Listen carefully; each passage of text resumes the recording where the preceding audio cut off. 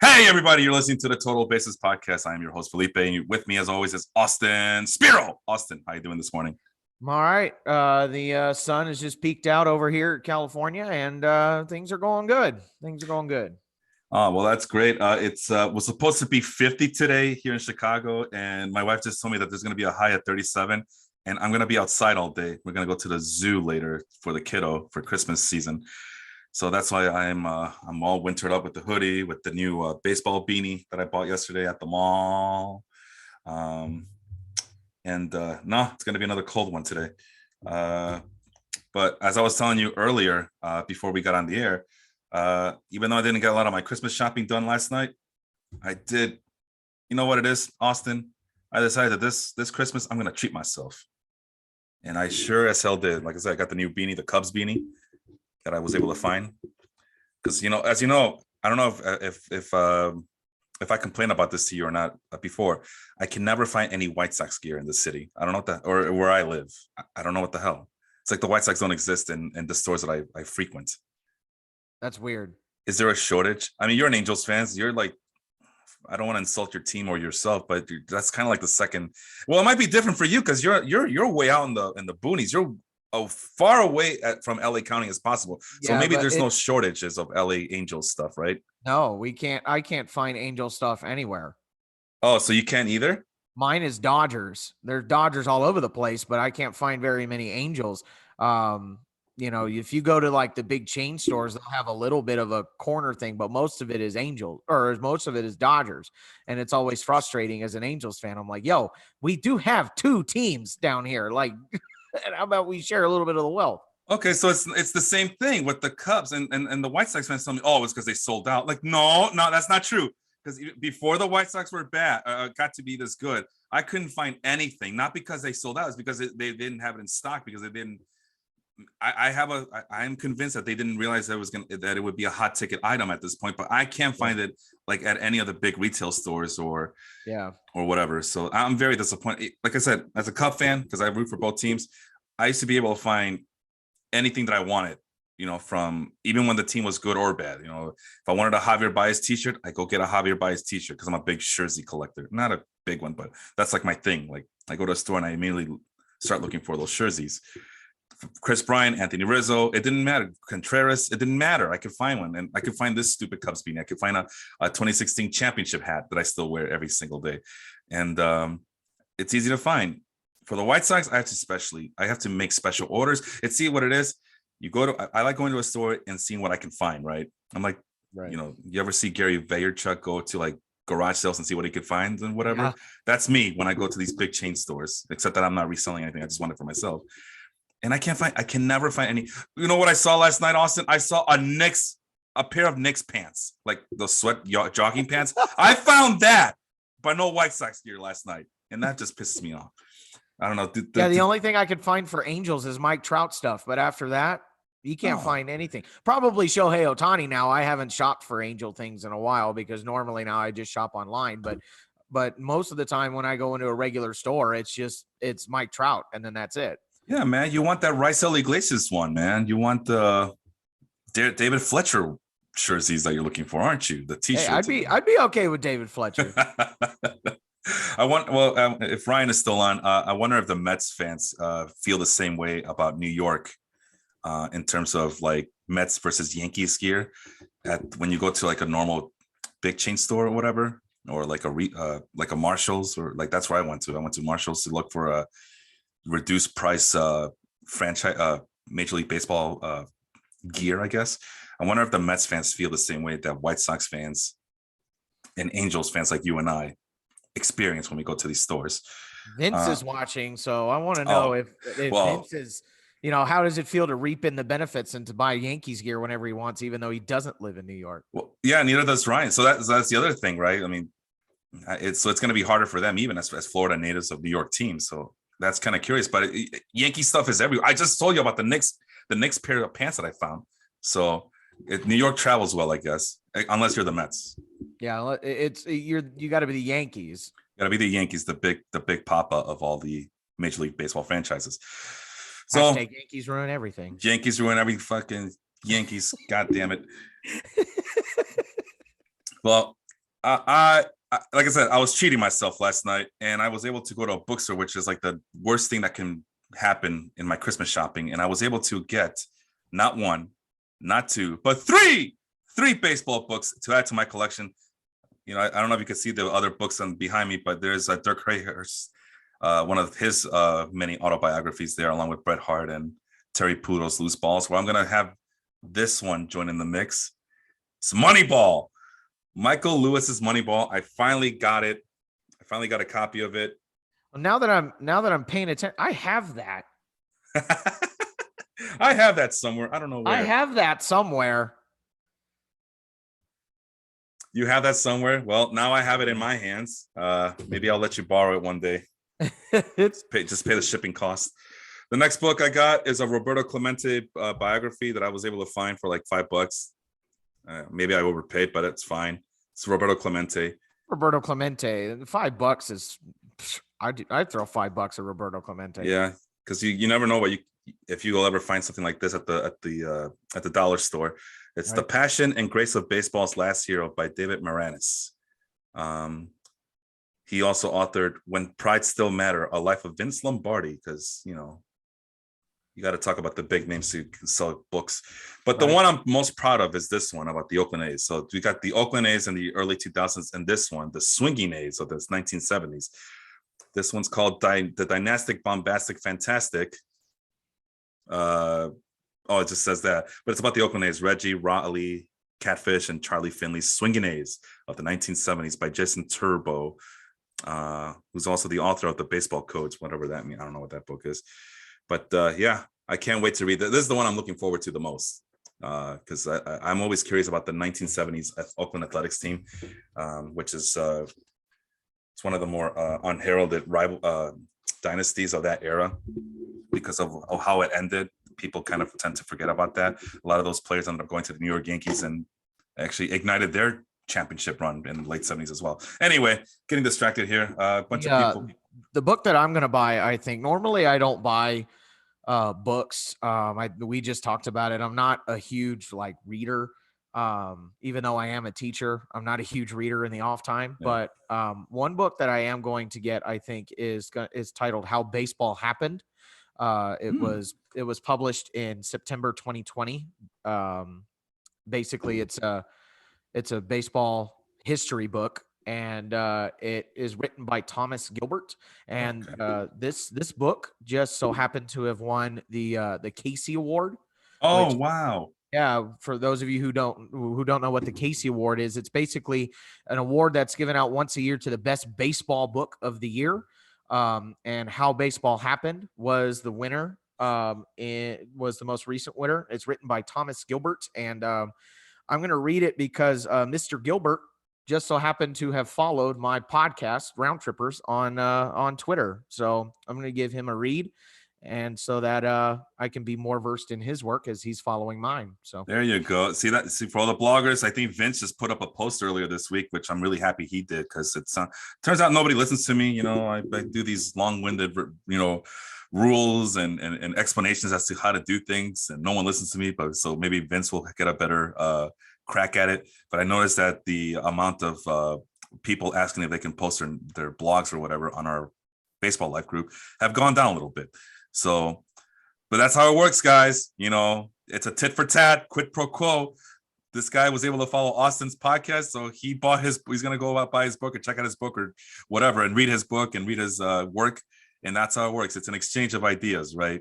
You just don't, you don't just post something and hope for the best. No, you participate in others' work. You participate in others' baseball ideas and posts. And you get what they call a network going. Matter of fact, I believe that's how Austin got to be on this podcast. Pretty much.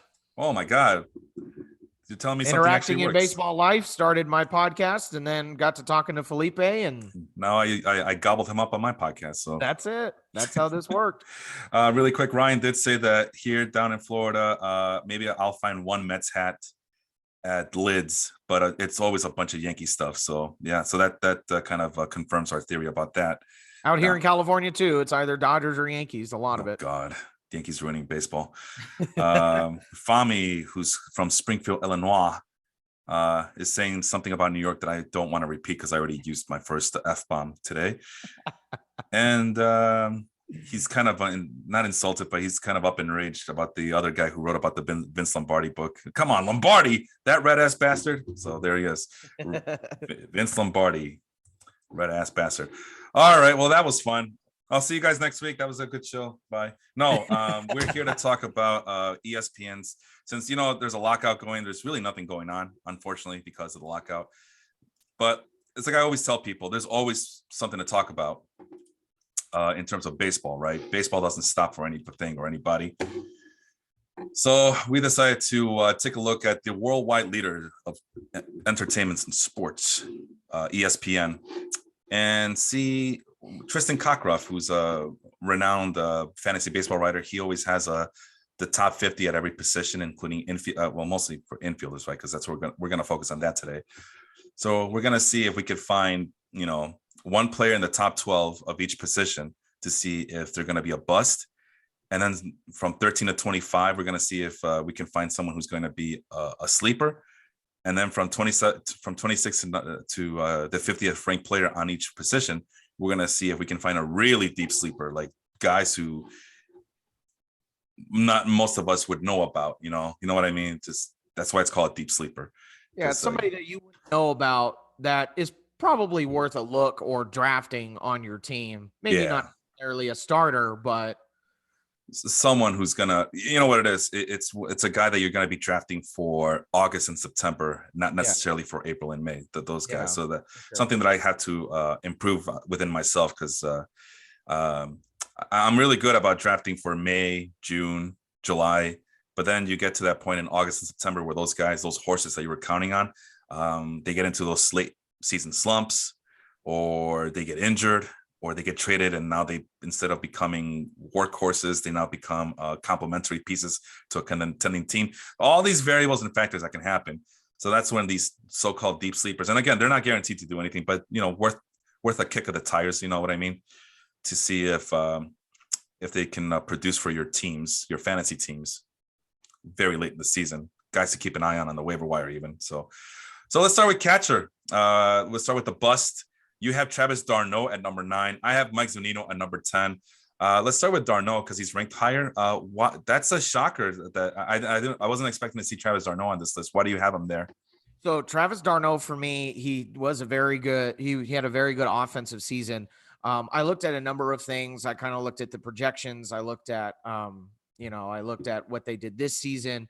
I kind of looked at in the past, but one thing that I did look at, and I've mentioned it a couple of times, I think this all ball number that's, that I've been championing for the last few weeks or month here, would also be useful for fantasy. And when you look at the all ball number, the top 10 for catchers is Real Muto, Smith, Vazquez, Contreras, Narvaez, Salvador Perez, Tyler Stevenson, Dalton Varsho, Yasmani Grandal, Yadier Molina. Travis d'Arnaud is 41st. Oh, wow. In all catchers in terms of all ball. He's in the bottom 10 in big ball, meaning he's in the bottom 10 for catchers and hitting for extra base hits, driving in RBIs and things like that. And he's in the bottom 10 in small ball, which is hitting for singles and sacrifices and getting stolen bases. So a combination of those two drives his average down really, really quickly. Now, so I don't think he's as valuable as some fantasy experts think he is. I could be proven wrong because he had a good offensive season, but I tend to think that he will that he won't have as good of an offensive season this year. Yeah, Travis d'Arnaud is a tricky one because he's always had that potential to be a really, really good hitting catcher. He showed that in 2020, albeit a very shortened season. Although last year was also a shortened season, but that's because of, I believe it was a thumb injury that ended his year last year prematurely. But he's always shown glimpses of, especially once he got to the Braves, of being a very good, consistent hitting catcher. So we'll see if the all ball metric comes to fruition. I still have a little hope, although I don't. Maybe there is something to that because I have no idea how he's gonna react from a surgical repair, hand injury, arm injury, whatever. I can't remember if it was a thumb injury. You mind looking that up, what that injury was, while I'm gibbering here? But yeah, he the rate stats, the slash line was pretty poor to begin with in 2021. So he was already a bust last year. It was at 220, 284, 388. So maybe you're on the right path with your findings there. But you know, he is going to be turning 33 next year to start out. It was his thumb. It was his. Oh boy. I guess it doesn't matter if it's left or right. Does it show which hand it was? Let me look. This is on CBS Sports. Oh, okay. May 2nd, 2021. 60-day injured list. Expressed great concern for the injury. It seems pretty serious. It doesn't say which hand it's on. Okay. Well, it doesn't really matter. I mean, it just, if it's his left hand, you know, because he's a right-handed hitter, right? Yep. That's going to sap a lot of his power, because that's usually the hand that kind of leads the ball and drives it into the gaps. His left thumb. Oh, I mean, either way, it's bad, you know. But for fantasy purpose, it's worse if it's the lead hand, because that's the hand that's supposed to drive in the power to the gaps and to the fences and into the stands. So that was his one thing that he could do, was that, hey, he can get you 15, 16 home runs and get you a pretty good slugging percentage, which you would think that also translates into doubles and stuff of that nature. Another thing for Travis d'Arnaud, 7.4% walk percentage, which is not very high, especially if you're looking for if your league counts for walks. 23.1 strikeout percentage. And then if you want to look at his outside the strike zone swing percentage. Oh, look at you. Yeah, I know, right? Oh my God. Me. I'm gonna have to look for it, because for whatever reason I'm not finding it. I got it. I had it. There it is. What we're looking at, the outside the string, 31%. Outside the strike zone swing percentage. Yeah, he's always been an aggressive hitter the last 3 seasons. Actually, most of his career he's been pretty aggressive. He's at 49% career swing percentage overall, and he always goes above 30% for his career in terms of outside the strike zone swing percentage. So he does have 0.2% last year. Yep. I mean, it is down from 2020, but yeah, but he also was hurt for a very long time last year, so that might not have been the full Travis d'Arnaud that we've gotten from healthy amount of contact last year. But that's pretty much it. That's a sneaky good one, because mine is Mike Zunino, as I mentioned. And I mean, if you thought Travis d'Arnaud has a problem with strikeouts, Zunino is like, he's just wow. You wonder how could he be a productive hitter with a very alarming high strikeout rate. Last year was at 35%. That's around his career. 34.6% is his career norm. But you know, you get a Mike Zunino because he can hit a lot of home runs. He hit 33 last year, and not much else, because that means that he hurt your batting average 216. And if you're in on-base leagues, he only got an on-base percentage of 301. So the one good saving grace about Mike Zunino is that he hits for a ton of power, a ridiculous amount of power. If you're in a points league, does that translate into doubles? No, it's like all or nothing for this guy. So that's it's just pretty funny how people are gonna have to depend on Mike Zunino on the back end of that top 12 catchers, you know, to continue to get any types of productions from that position. Mike Zunino's all ball number is good for 36th amongst all catchers. In the top 10 in big ball. So he's a home run hitter. Yeah. Top 10 in big ball. But he's in the middle of the pack, closer to the bottom when it comes to small ball and mid ball. So same story as what you're saying. The all ball numbers are showing as well.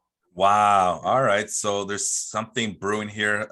But the one thing that we can say about d'Arnaud and Zunino is something that I've been preaching this whole time is older is better at catcher. That seems to be that as they age, they figured out how to hit a little bit better. Because now they have a good handle on the pitching staff that they're in. I will say this though, I don't want to deal too much with this, but in the top 12, however, it's worth noting, Austin, they have Dalton Varsho, Kyber Reese, from the Nationals, the former Dodgers farmhand, the top catching prospect. He was an interesting pick. Yeah, Kyber Ruiz. And the last guy, Adley Rutschman. They're all in the top 12. So, my thing, catching prospects, very risky. You don't know what you're expecting. We just talked about two of them right now, Zunino and Travis d'Arnaud, who used to be highly regarded catching prospects, and now they're at this point one-dimensional hitters at this point of their careers, but still a little bit more trustworthy than an unknown catching prospect.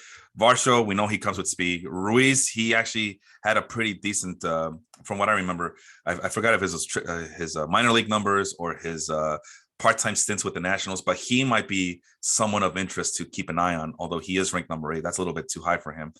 But that's how weak catcher is, so you get what you can get. And last guy before I see to you, Austin, Adley Rutschman, who's supposed to be an uber prospect, not just a very good catching prospect, but one of the best prospects in all of baseball, period, regardless of position, with a very good hit tool and everything. So those are 3 young catching prospects you might not have a choice but to keep an eye on and maybe even overdraft because catching is once again weak again this year.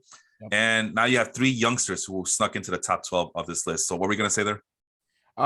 So you were talking about older is better. The top 10 in the all ball. Number 1, JT Realmuto. He's a little older. Number 2, Will Smith. He's on the younger side. He's on the younger side. Yeah. Number 3, Christian Vazquez. He's in his 30s. Number 4, Wilson Contreras. He's in his 30s. Yep. Number 5, Omar Nervaez in his 30s. Yep. Number 6, Salvador Perez. Number 7, Tyler Stevenson. He's a younger guy. Yeah. Number broke 8, out last year. Number 8, Dalton Varsho. Number 9, Yasmani Grandal. And number 10, Yadier Molina. There's a trend here, you guys. There's a trend. This is ironic because the league was supposed to be getting younger, and it turns out it's the opposite in certain positions. Speaking of Tyler Stevenson, he's my sleeper at number 15th ranked on Tristan Cockcroft's rankings here. He had a pretty good year last year. Stevenson did. That's a guy that Sean, my other podcast partner, was heralding throughout the year, and it looks like he's going to be the sole catching person in Cincinnati. No more split time duties with Tucker Barnhart. Thank God, because Tucker Barnhart was just a waste of space there. But in 132 games last season, he had 10 home runs. Tyler Stevenson did a good job of getting walks, limiting his strikeouts, 366 on base percentage, just 111 WRC plus. So he did 11% better than league average last year. Just a good player that you want to that's a guy you want to just sneak into your top 10, top 12 cheat sheets, because I feel like by the time we get to March and for those drafts, Austin, he's gonna be gone, man. The arrow should be pointing up for this guy. I don't know why Tristan didn't put him up as a arrow up guy, but I believe unless the Reds do something really stupid and not give this guy all the at bats that he can handle next year, this is the next guy that is going to surprise some people for 2022. Plate discipline numbers are fantastic. I mean, there's a lot to love about Tyler Stevenson. He's ranked number, what did I say, 15th? Yeah, number 15. Yes. That's if I were doing my cheat sheet right now, I would just shoot him up into the top 10 right now. Yeah, I thought that was a good pick. When I did this exercise, I tried to pick players that were not yours because you started before me. And Tyler Stevenson would have been my pick if you didn't pick beforehand. But with that being said, because you did do Tyler Stevenson, I went with somebody else. Tyler Stevenson is ranked in the all ball. He's ranked 9th, 7th, 8th. He's 8th. And then my guy that I picked is just a little outside the top 10 at 12th and my pick is the number 12 guy on the list, Carson Kelly. And the reason why I picked Carson Kelly is because when you look at some of these guys, you look at Yadier Molina, he's getting old. This is his swan song of a season. I don't think he's going to be as good this year. So there's a bump up there. Omar Nervaez is a good hitting catcher, but I'm not sure where he's going to be at. So I could see Carson Kelly kind of going up a little bit there. Christian Vazquez, I'm never sure what he's going to do because he's a good defensive catcher, but I picked him up 2 years ago and he bombed. And then this year seems like he did pretty good offensively. So I don't trust his consistency. So that would be another. So you're looking at Carson Kelly may sneak in as a top 10, close to a top 5 catcher. You're not concerned. I'm sorry, I have to ask. You're not concerned about Dalton Varsho being on that team as well for the Diamondbacks? I mean, Dalton Varsho can also play the outfield. Yeah. So he may get some time in the outfield, whereas Carson Kelly doesn't. So, there's a little more positional flexibility with Dalton Varsho. Last year, I just opened up my rankings from March of this past year, 2021, talking about Tyler Stevenson being the 15th ranked hitting catcher in terms of fantasy. Tyler Stevenson coming into this 2021 season was my 31st ranked catcher. So lots of things can happen, man. It's the beauty of doing this activity is that you're seeing the guys who are climbing all the way, who are rocketing to the top, and the guys who are dipping down. Go ahead. What's next on the agenda here? You got Carson Kelly. Carson Kelly was 14th coming into this season, and he's kind of staying in that mid-tier position, so to speak.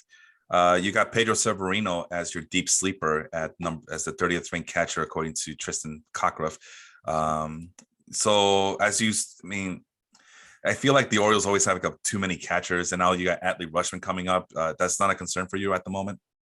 I don't think so, because we've been seeing, Adley Rutschman is coming up for the past few years, and he hasn't. If teams follow, certain stats and, kind of look at the trends, Pedro Severino, in terms of the all ball number, just falls out of the top 10. Oh my God. Hold the presses. Did he sign with the Brewers? Yes. Oh my God. I thought he was still with the Orioles. I am so sorry, folks. Yeah. I totally forgot about that too. I'm used to him being on the Orioles. Yes, he did sign with the Brewers. So yeah, that leaves room for Adley Rutschman. But, Willie Adames had a good season when going back over to the Brewers, and the Brewers need some sort of, they need some sort of offensive pickup. So maybe Pedro Severino is that guy. But yeah, in terms of all ball, Pedro Severino is 11th, and he's number 30 in terms of the fantasy rankings. I think he's going to be better than what his ranking says. He had a really good, a pretty surprising 2020 season. He kind of not break out, but he kind of caught the attention of a lot of people. Even in 2019, he hit for a 420 slugging percentage in 2019.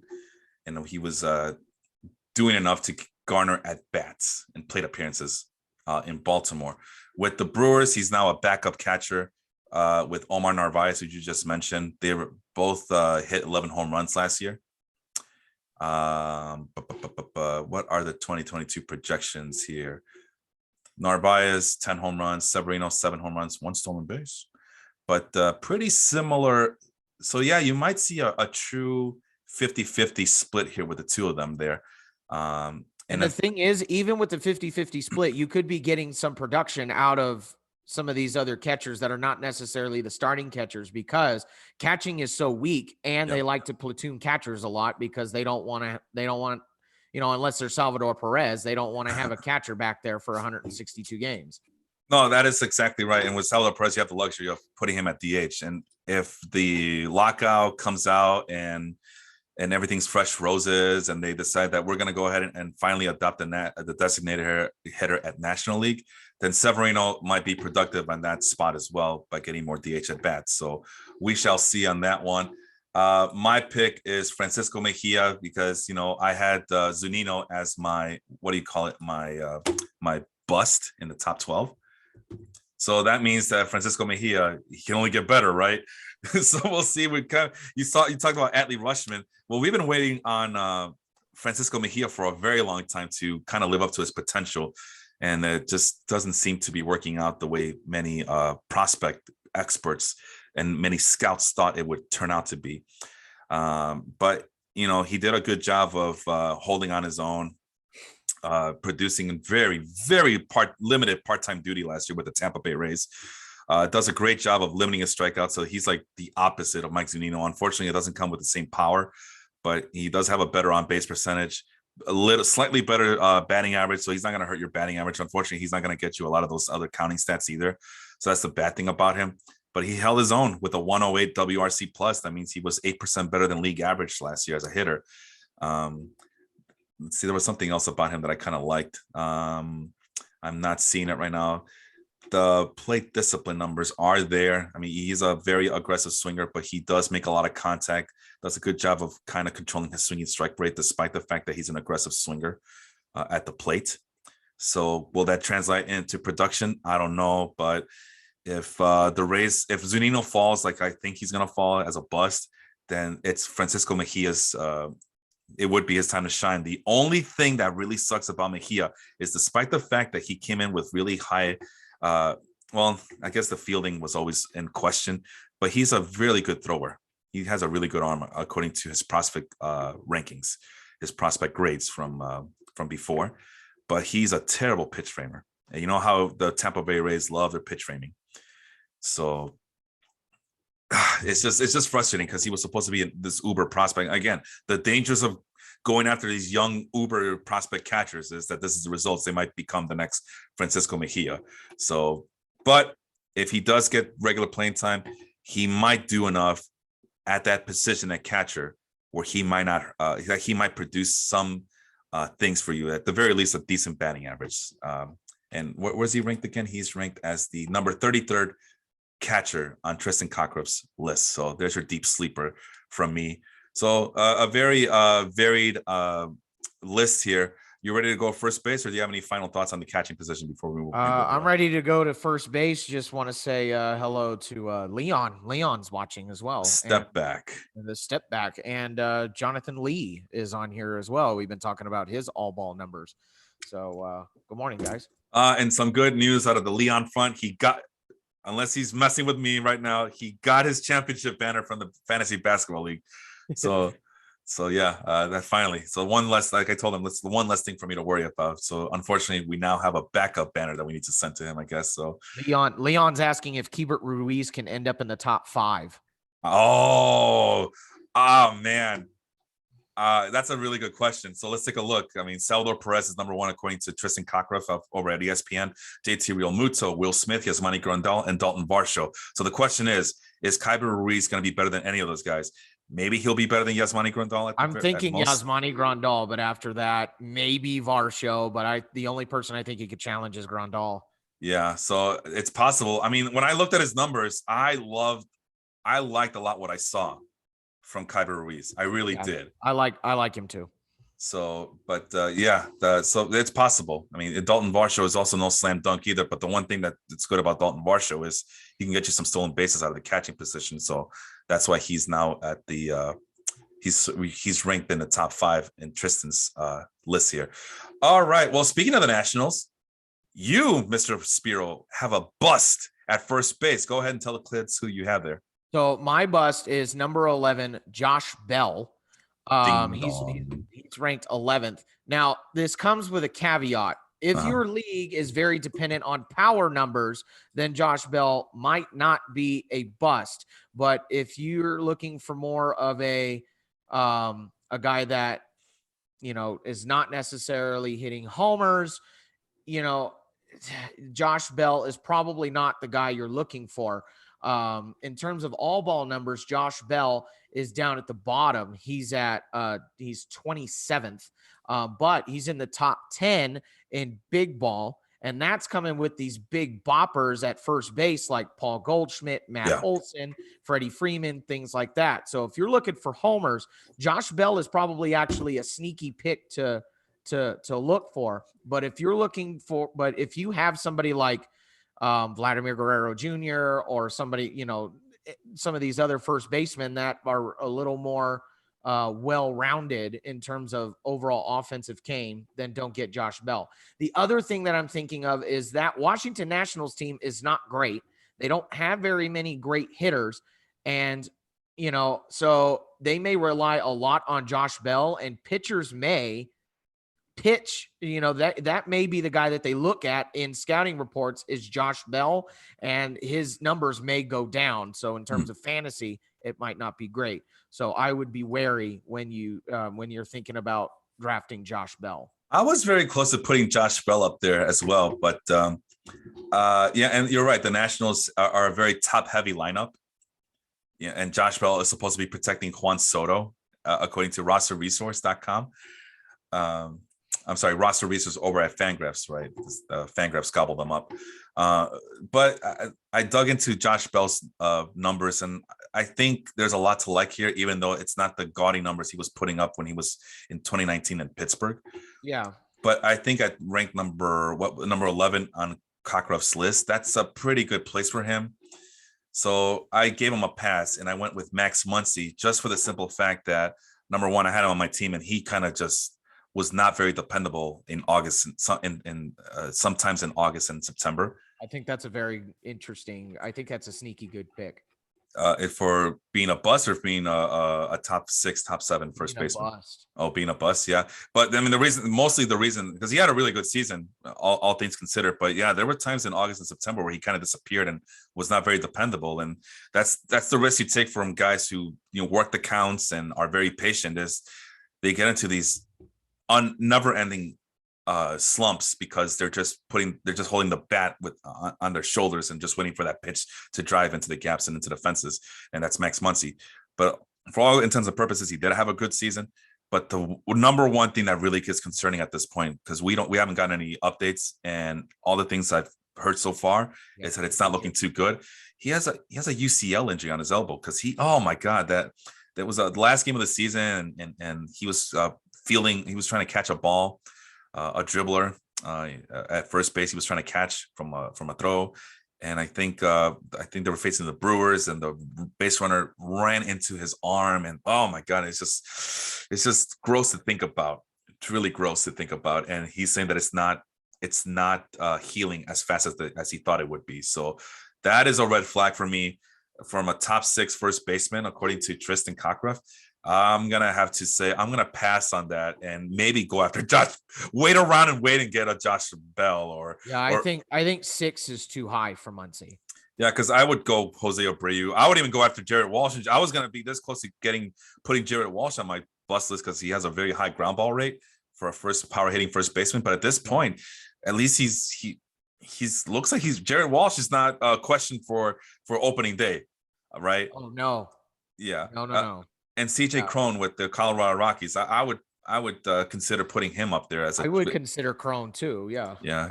Definitely cheaper than Max Muncy at this point. Although you could say, well, Felipe, you were just talking about drafting for September and August. Wouldn't Max Muncy be a candidate? Yeah. But now you got to draft, another good first baseman to kind of counteract the idea that you're going to draft your first base position in Max Muncy because you're waiting for him to get back like in July, September, or August. Now you need another first baseman to draft to get you through April, May, and June. So it can be done, but it's kind of risky. Go ahead. I think the other added benefit to Muncy is he can play multiple positions. He's eligible for first, second, and third. The problem is you have better second basemen and you have better third baseman as well. So do you really want to take the higher rounds to pick a backup, or do you want to skip over Max Muncy altogether? I think other years I would have picked up Max Muncy pretty early, but this year I'm not quite sure that Max Muncy is the way to go in their early rounds. If he's available in the later rounds and you already kind of have an established lineup, sure, I would pick up Max Muncy, but I'm not going to pick him up in the early rounds. Yeah, exactly. 6. Exactly. Yeah. As a utility hitter, the DH spot, yeah, for sure. It's worth the risk. But yeah, I don't know. It's just because once you go, you go into the top 10, 11, 12, 13, 14, 15, then it gets a little bit questionable. I mean, do you really want to survive with Ryan Mountcastle as your regular first baseman? I wouldn't. And I was this close to picking Ryan Mountcastle as my bust, but at any rate, those are our busts who are in the top 12 of each position. Let's go with the sleeper picks. Now, this is a guy we talked about for you. Number 24 ranked Nate Lowe, and we spoke very highly of him last week when we were previewing the Texas Rangers roster. What else did you find out about Nate Lowe this week? Nate Lowe, I think he's going to have another good season next year. In terms of the all ball number, he's ranked, what is that? 1, 2, 3, 4, 5, 6th. In front of people like Anthony Rizzo, DJ Mayhew, Jonathan Scope. He's just behind Paul Goldschmidt, Matt Olson, Yuli Gurriel, Freddie Freeman, Jose Abreu. He's right in that thick of, the elite all-around hitting first baseman. And the added benefit to this is he's also getting some new teammates in Marcus Semien and Corey Seager, who you're also worrying about. So, he may get some pitches to hit because he's got Marcus Semien and Corey Seager also in the lineup, who they're probably going to pitch to. They're probably going to be focusing more on the scouting report. So Nate Lowe may have a chance to get some hits with very hittable pitches. I'm thinking Nate Lowe's stock is going to rise because of the roster reconstruction and the fact that he already had a good season last year with kind of a not so great offensive lineup that the Rangers had last year. Right. Well, Jonathan Lee, just got to let you know that we're on a time delay here. So he has a lot of comments. I want to read some of these, but some of these I have no idea who he's talking about. Yeah. Who is he talking about when he says he's the best number 2 first baseman for your roster? Is he talking about Muncy? He's talking about Muncy. Okay. I mean, I said there's a lot to like about Muncy. I just don't know if he's going to be ready for next early on next season. So, I mean, I guess if you have an injured list, I guess you could plan him there and just hope that you can survive. I mean, but again, I'm not drafting a number 2 or, a backup first baseman in the 3rd round. Yeah. Oh, that's too much, man. I can't do it. Won't do it. Can't do it.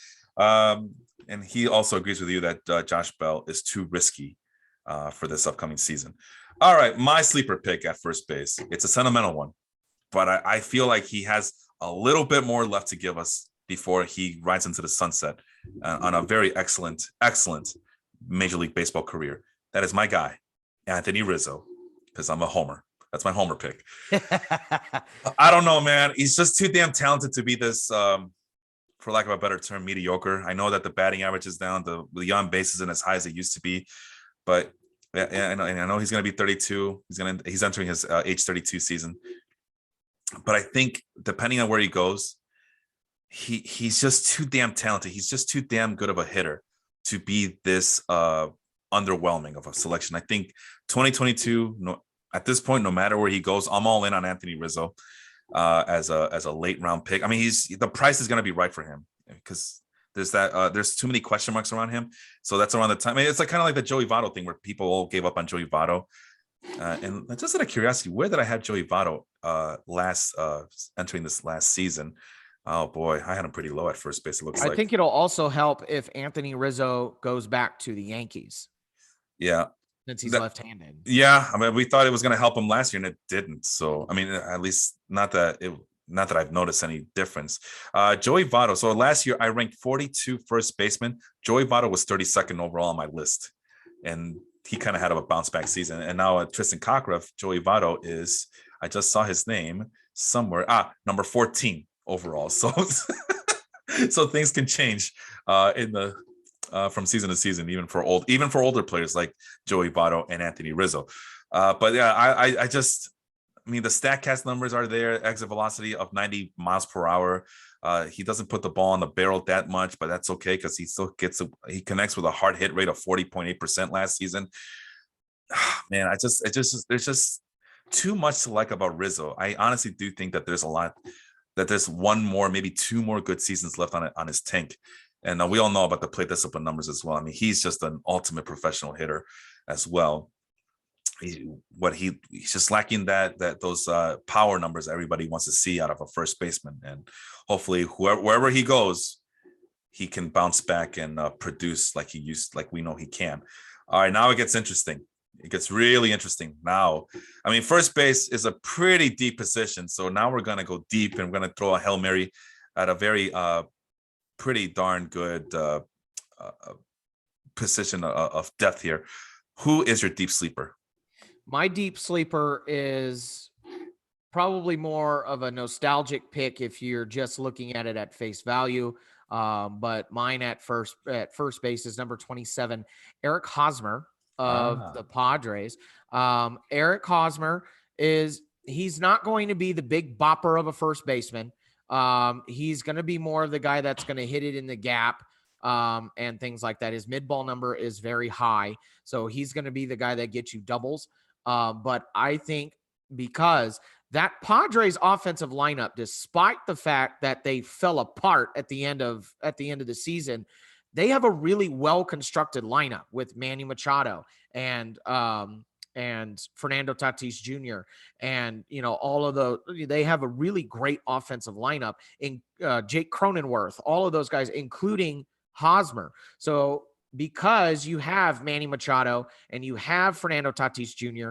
and you have other players like that, Hosmer may be getting pitches to hit, and in that deep park of Petco Park, he may be a sneaky guy in terms of getting doubles and hits and racking up the batting average. So, and in terms of all ball number, he's ranked 27th on the fantasy rankings, but in terms of the all ball number, he's ranked 13th among all first basemen.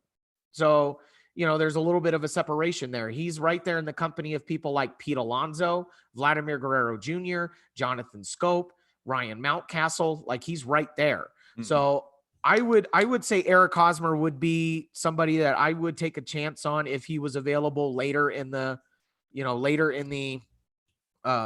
draft, and I needed somebody that could get me some hits. I'd pick up Eric Hosmer. I was listening to you and Jonathan talk about the Padres and how what's the statistic that you guys like to use? Is it all ball? Is that what it's called? Yeah. Or is it something else? No, it's all ball. We were talking about all ball in terms of the Padres. So how offensively they were supposed to be a very, very good team. And I think a lot of statistics would have pointed to that. They were the best. They were one of the best team. Okay. And they just kind of faltered at the end. I know that I went on Dong City and I was kind of mocked for saying that the Padres were okay because I looked at the roster and like, well, everything seems to be okay. And they picked up Adam Frazier. The rotation still looks pretty darn good. And then they've petered out and faltered and were just a bad team to look at. So in my rankings, I had the Padres finishing 11th overall. But you guys had them. You guys took it a step further with the statistics that you guys used and said that they not only were one of the better teams, but they were so awful in real life that it's one of the, for lack of a better term, it's one of the bigger choke jobs. That's what I got from that episode that you did with Jonathan. That's what I think I was driving at was It was just it was a major choke job. Now, again, this is one stat. And I think Jonathan and I both understand that this is one stat. It's not the end all be all. Like, you know what I mean? Like, it's a good comprehensive stat, but you got to do the eye test too. And, you're going to consider other things. So if people don't think that the Padres were the best all around offensive lineup, that's fine. I could probably find reasoning for that as well. Just in terms of this, the Padres were number one. Wow. Well, for my offensive score, my rankings, because I never got a chance to talk about my rankings. I'm like, yeah, man, why am I not talking about my own rankings? Yeah, they were middle of the pack team in terms of offense. It's the rotation and the bullpen that was kind of carrying them. So it's kind of interesting how we both had different ways to say that the Padres underachieved last season. But no, they definitely were a disappointment. I thought they were going to give the Dodgers all they could handle, and it turned out to be the Giants. That it was them that they gave the Dodgers a run for their money, literally a run for their money. But I had the Padres finishing 11th overall on my rankings. And I don't know, what did you guys have overall? Do you guys do it by overall comprehensive number, or is it just simply offensive, that the statistic that you were citing that one episode? So we were talking about all ball. He has another one called all warps, which also takes into consideration WAR, OPS plus, and things like that. That's more for individual players. I never did put it in for all of teams. I got curious when it came to all ball for teams and just hit sort and see what happened. And it ended up being the Padres were number one. But it sounds more like it's an offensive statistical thing, right? I haven't heard anything. All ball is all warps takes defense into consideration, but it is a lot of offense. Okay, so because I haven't heard you guys talk about pitching yet. No. Okay.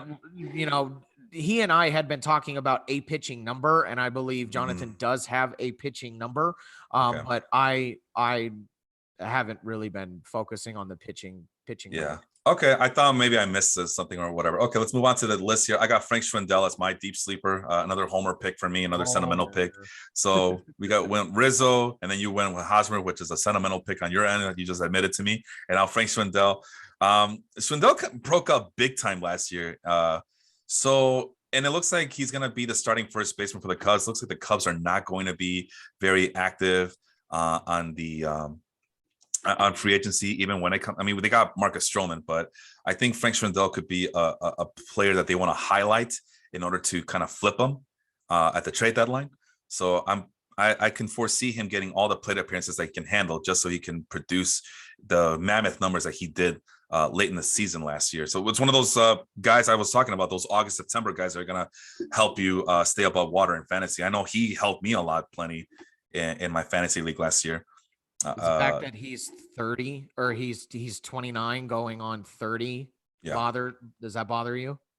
He'll be 30 by the time either this is why I'm starting to like him even more, because he and I have the same birthday.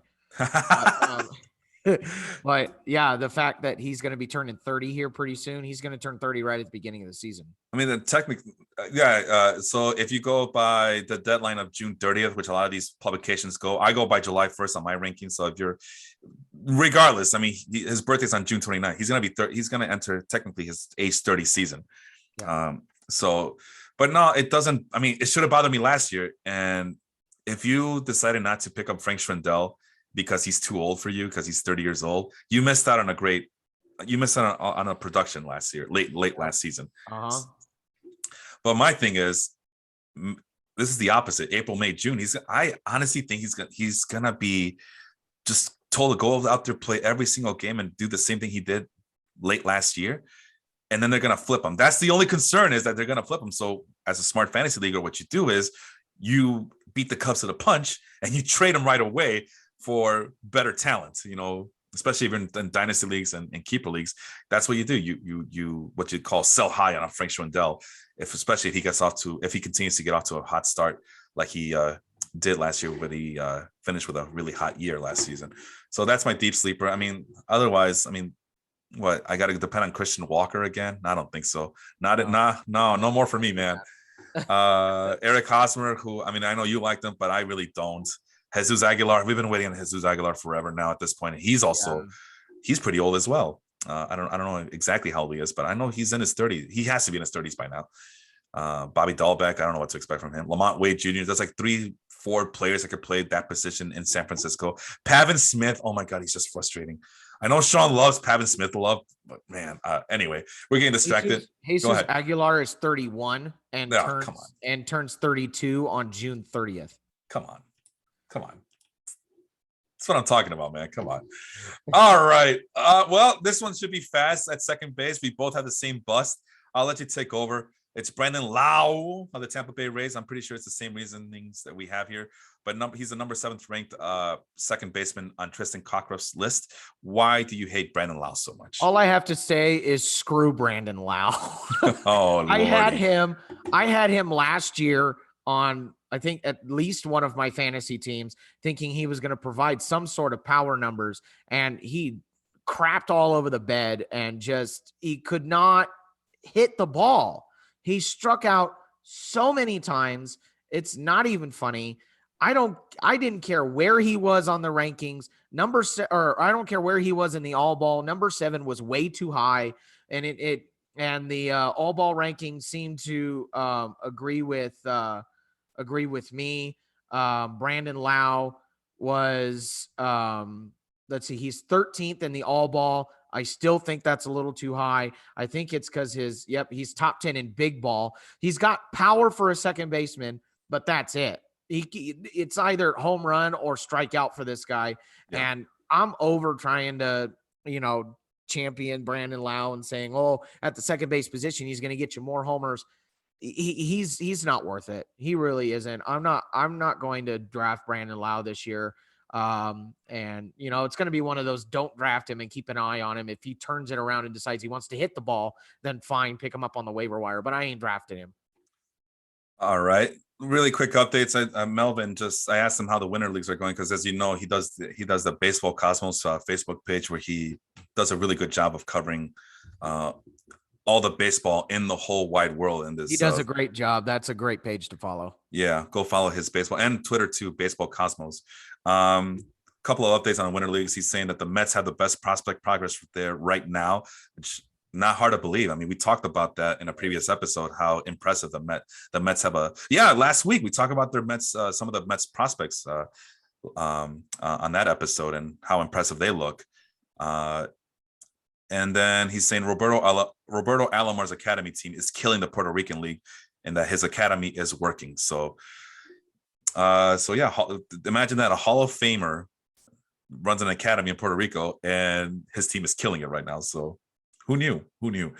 As far as the pitching stuff, about the all ball and the stat that Jonathan is doing over on his end of the world, pitching is still in the works. It's just so painful, and I believe you, man.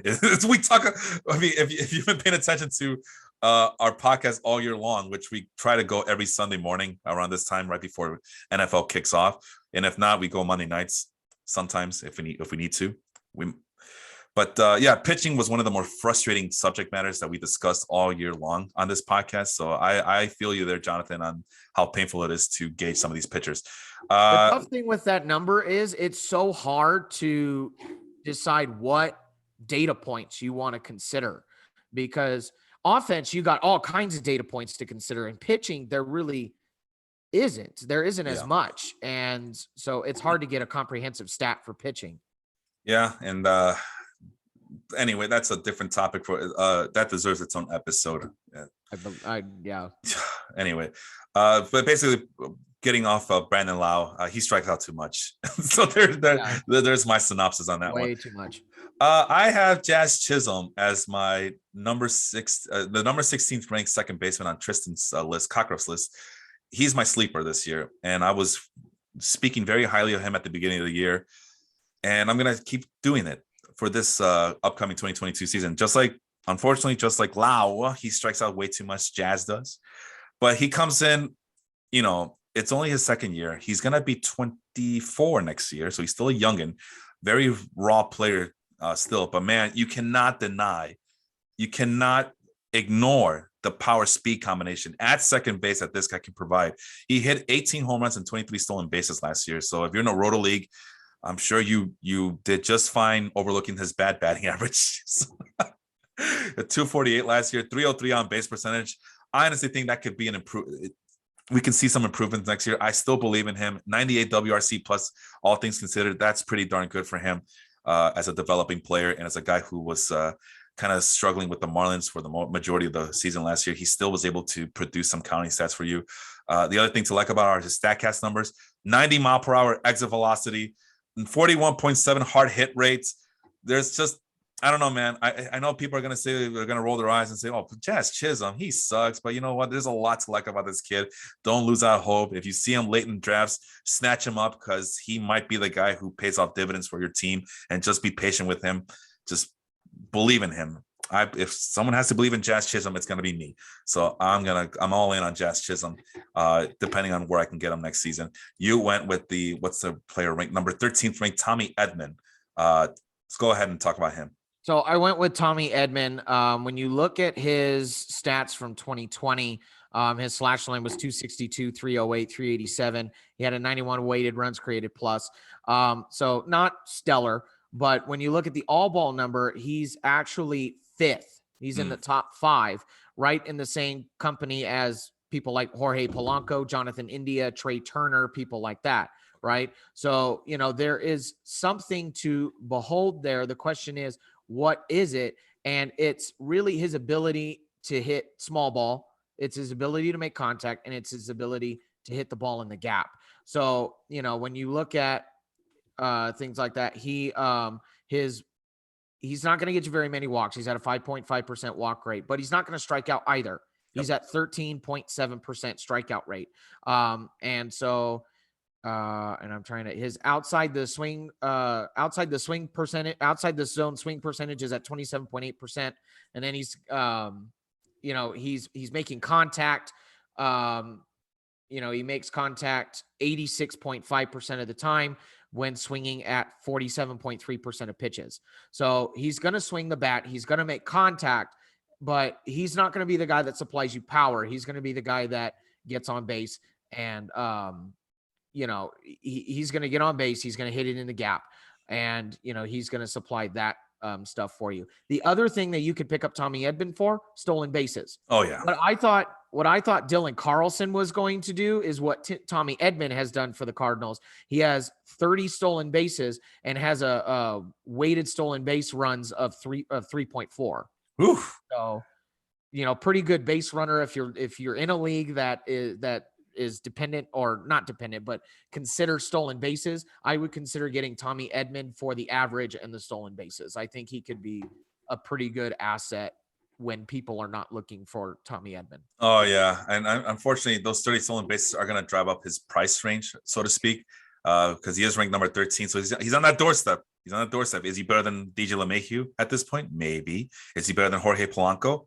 Maybe. He's not better than Jonathan India or Ketel Marte or Javier Bias, because Javier Bias is a little bit more explosive, unless you don't want those 30 home runs and would rather get the 30 stolen bases. So maybe. Is he better than Brandon Lowe? Maybe.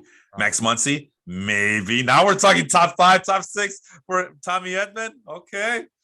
So that's pretty funny. But that's the kind of world we live in right now, because the stolen bases are, like you mentioned, are a scarcity at this point.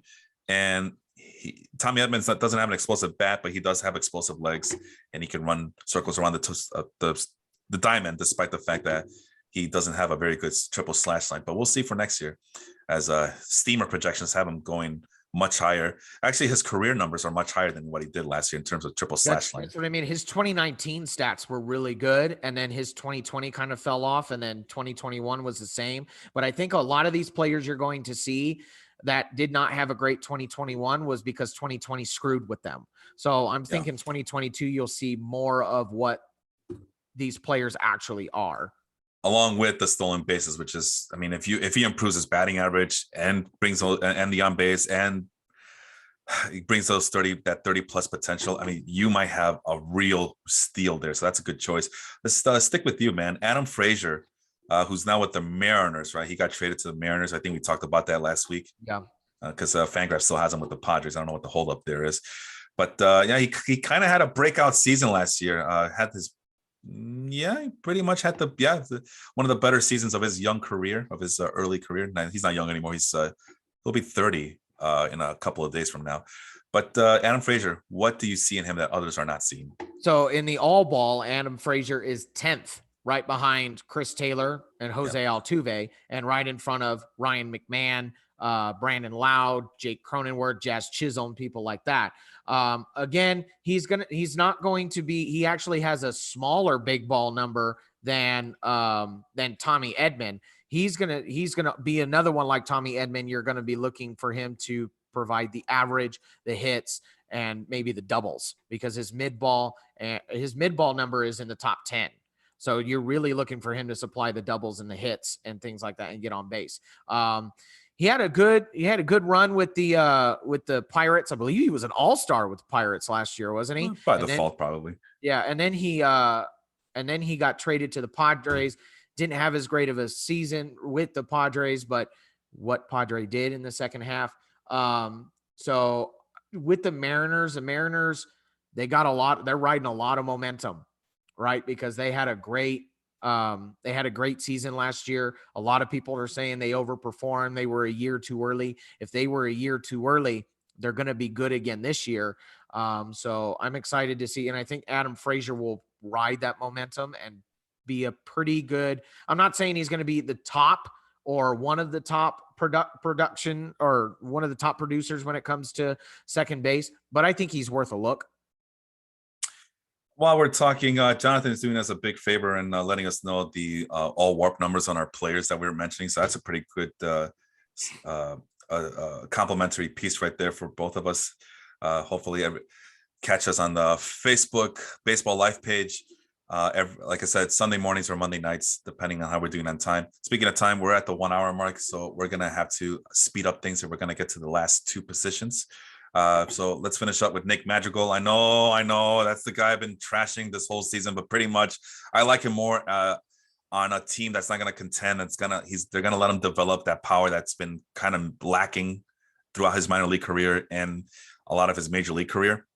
And maybe they'll let him steal bases, because with the White Sox, he wasn't doing it. I know that he kept getting hurt. And I know it's a lot to ask from a guy who's recovering from a hamstring injury to, all right, go out there and steal more bases, damn it. But I keep hearing about the speed. So let's see if he can actually, because in the minors, he showed that he can steal bases. He gets to the White Sox and they put the brakes on him. So hopefully with a bad team like the Cubs, who are looking to put some jolt on that lineup, he can produce, not just in terms of getting more pop, but also on the base paths as well. Otherwise, he has a very good plate discipline figures. He's a very generates a lot of contact, and with that speed, he should be able to turn those ground outs into infield hits as well. So from a guy like that, that's all you're asking for. He has shown the ability to hit over 300, which if you're in a traditional roto league, if he can get you the batting average along with the stolen bases, you are set to go there. You got ahead of me, man. I was gonna give you crap for having Nick Madrigal on your list. Well, I mean, well, let's see here. I get a lot of crap from Sean because I was a big Salvador Perez believer, but that was in 2019 and 2020. And for 2021, I was not that I'm not a believer, but I wasn't as excited drafting him in 2021 as I was in years past. And I forgot what the reasonings was, because I did miss out on a big season from him this year. But the problem with Salvador Perez is in a lot of the mock drafts I was doing, he was going super earlier than I wanted him to go. So my next guy was guys like Will Smith, or in our Baseball Life League at Fantrax, it was Gary Sanchez and Sean Murphy, who, I mean, at that point, you get the price that you paid for, because they ended up being top 10 catchers just because they played so much last year. But they didn't move up in the rankings. They kind of just stuck in the bottom half of the top 10, top 12. So that was kind of disappointing. Really quick. So we mentioned, I kind of lost track of my thought here. So Adam Frazier was the 27th ranked second baseman for Tristan Cockcroft, and Nick Madrigal was 30th ranked. See, last year, Nick Madrigal was also a top 10, top 12 second baseman. And I'm like, man, I don't know. He still doesn't have that power that I'm looking for, and we don't know if the White Sox are going to let him steal bases, and if the White Sox are going to pick up someone that can a little bit more steady in terms of veteran leadership and veteran know-how, because Madrigal's still developing. So are the White Sox going to be patient? Because my thing, even as a White Sox fan, I would have loved to have seen them get a veteran second baseman and have Nick Madrigal play sparingly and try to figure out some things from that position. And maybe he's a guy who could have been ready. Those, what we talked about, the July, August, September guys. Unfortunately, that's not what the White Sox did. They threw him out there. Once again, he got hurt again. He started showing a little bit of pop at the end, but still, it's a guy who just grounds out a lot to up the middle, shortstop, second base. And, anyway, that long story short. I mean, it's a deep sleeper. It's a real good buy low candidate in drafts. So that's the reason for the love this year, as opposed to last year, where he was a top 10, top 12 second baseman who was not as formidable. Okay, shortstop. Let's move on really quick. You got Javier Bias, and I was this close to getting Javier Bias as well, but I changed my mind at the end. But you stuck to your guns. The number 12th ranked shortstop, according to Tristan Cockcroft. Why do you hate Javier Bias so much? Those were the two that I was looking at, was Trevor Story and Javier Bias. But I picked Javier Bias because the ballpark in Detroit is a terrible, terrible park for Bias, because all Bias wants to do is hit the baseball out of the park. And he picked one of the deepest ballparks to call home. Yeah. So not only is he going to be striking out now, he's going to be flying out at the warning track, because for whatever reason, he can't seem to study his own swing. There are so many things about Javier Bias that bothers me so much. And hopefully he finally puts it together and decides, oh, hey, swinging out of my butt is not going to work, especially in Detroit. I'm going to need to fix something in my game. But I mean, it hasn't proven to be the fact. It seems like he's going to just swing out of his butt even more and try to hit it 500 feet, which has not been working, and he strikes out way too much. So number 12, I think, is too high. I am not touching Javier Bias with a 10-foot pole. Yeah, I was going to go with Bias as well, but I'm like, you know what? There's a lot. I'm the opposite. I feel like that ballpark might just be what he needs, and that a lot of his skill and ability plays well in that ballpark. And it just sounds crazy, but I mean, Javier Bias is an exciting player and is an explosive player. I just think that he will be okay in terms of the counting stats, because last year he got 30 home runs and 18 stolen bases. He's going to be on a bad Detroit Tigers team again. They might let him do whatever the hell he wants. Maybe he'll go up to 25 home runs and 25 stolen bases he hit 265 last year from a guy who strikes out a lot. You could ask for a lot worse than that. So I think you can kind of see a repeat of that. More frustration, that's for sure. More frustration. You'll get that from Javier Bias. But I think that he's just going to, I just envision him just being a throwback player in Detroit because of just how big that ballpark is. And maybe he can take advantage of some of the things that are negatively said about Comerica Park. Is that what they call it still in Detroit? I think it's Comerica. That's why I keep saying the ballpark in Detroit, because I'm not quite sure if it's Comerica or not. Let's just call it Tiger Stadium, and people will know. Well, then I wanted to call it Tiger Stadium, but I'm like, that's not right either. Listen, man, White Sox fans still call it Comiskey Park, even though that they've already been taken. Guaranteed Rate Field is dumb. That's a dumb name. Well, as a Latino guy with a speech impediment, I had a tough time saying U.S. Cellular Field, so without sounding like a drunk here. But as I was saying, I think that Javier Bias will be fine, especially as a 12th ranked catcher, shortstop, and as a guy who could play multiple positions, right? I mean, because I think that's where Tristan has him. Yeah, second base, that's fine. Number 12 is okay. Just temper expectations. And you won't feel the burn, and make sure you get the thing though is backup middle infielder. The opinion on Javier Bias is you either going to get him high or you're not touching him. So those people that are going to get him high, I think, are going to have a lot of disappointment. See, that is a good argument. My thing with that, maybe at second base you get him high because he is ranked number 8, but at second base, we just talked about all the deep sleepers and the sleepers there. I think there are better people to pick up at second base than. Yeah, you can wait around. You can wait around there. At shortstop is where he's gonna be, where those guys who are kind of looking around, because shortstop is deep, man. Shortstop is deep. In terms of the top 10, top 12, top 14, top 15. But so if you're looking around and say, let's see, do I want Javier Bias or Jorge Polanco? Well, Bias will give me the more gaudy, sexy stats. So Bias. Dansby Swanson, I never know what to expect from. There's another guy. I don't know. In terms of Bias versus Swanson, I'd rather have Bias. I'm sorry. I almost picked him as a sleeper, Swanson, but Swanson's numbers are way too confusing for me to pick him as a sleeper. Don't do it. Don't pick Dansby Swanson. Just do yourself a favor. No, Jake, I went against that. I wrote him down and then changed it. Let's see who's the next guy. Jake Cronenworth. I mean, that's your sleeper, I believe. So I'm not going to talk about him. Willie Adames. Again, that's basically Javier Bias, but the diet soda of Javier Bias. Yeah. So Chris Taylor, you never know where the Dodgers are going to play him. And then Jazz Chisholm, who we just talked about, Gleyber Torres, who might be a thing. All right, so let's get going here. I know we were supposed to. Jonathan says it's still Comerica Park. Yeah, we were right. Trevor Story, basically the long story short, he struggled in Coors Field last year. What's going to happen to him when he's out of Coors Field? Because he is a free agent. Doesn't look like the Rockies are going to sign him up again unless they get him for a very dirt cheap price. So, and then they can brag about, hey, I told you we were going to get Trevor Story back. That's why we didn't trade him in the first place, because we wanted to get that inside deal with him. Right. Yeah, right.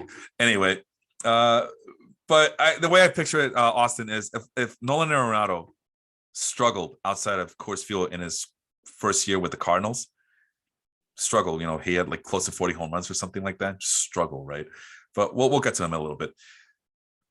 But I foresee the same thing happening with Trevor Story wherever he signs, he's gonna go through the same struggles, and he's gonna find out or get a reality check that Coors Field is a hitter's haven, and all other places are just hell to work with. He had a really bad slash line. Now that could be because the Rockies were bad, dysfunctional. They didn't have the consistent lineup to surround him with, and or maybe he was just discouraged with the things that he was seeing in the lineup. Because at this point, you can make an argument that the Rockies are clearly the worst run franchise in all of baseball at this point. So that I've done enough ranting on Colorado for 4 people, so I'm gonna. If you want to hear my rant, go to my podcast and look at the trade deadline. I went on a huge rant about the Colorado. Round Trippers podcast. All right. It was yeah. I had people commenting that on my rant against for Colorado. That was how epic this rant for Colorado and how bad of a franchise they are right now is. Well, Trevor Story's StatCast numbers are still pretty healthy. But he saw an aggressive spike in his plate approach last year, kind of pressing as being the only guy there. So if he goes to a better team, you can make the argument that he will be better. It's just, I don't know, man. I don't want to. Where's he ranked? He's the number 5 ranked shortstop. No, not for me, bro. Not for me. Like we just mentioned how deep shortstop is. The good thing about Trevor Story is that he still can give you those counting numbers that you're looking for, home runs and stolen bases. Just depends where he goes. If he goes to, like, I don't know, the Los Angeles Angels or the Seattle Mariners or Oakland Athletics and that Oakland Coliseum or any of those other pitcher friendly ballparks, not for me, man. I'd rather not do it. I'd rather not. So moving on, the sleeper pick for you. We just talked about him, number 15th ranked Jake Cronenworth. Go ahead and give me a quick synopsis on Jake Cronenworth here. So Jake Cronenworth, what I like about Jake Cronenworth is I think he's a good, solid pick. And all ball number, he's 11th in shortstops.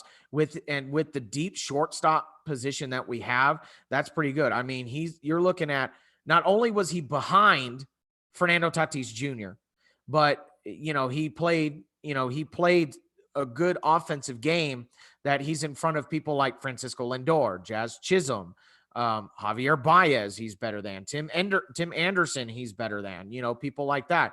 So, I like Jake Cronenworth. I had him last season. He was a good pickup for me, especially at the beginning of the year. He turned into what was supposed to be a backup to one of my starters. And the other thing that I like about Jake Cronenworth is he's eligible for first, second, and short.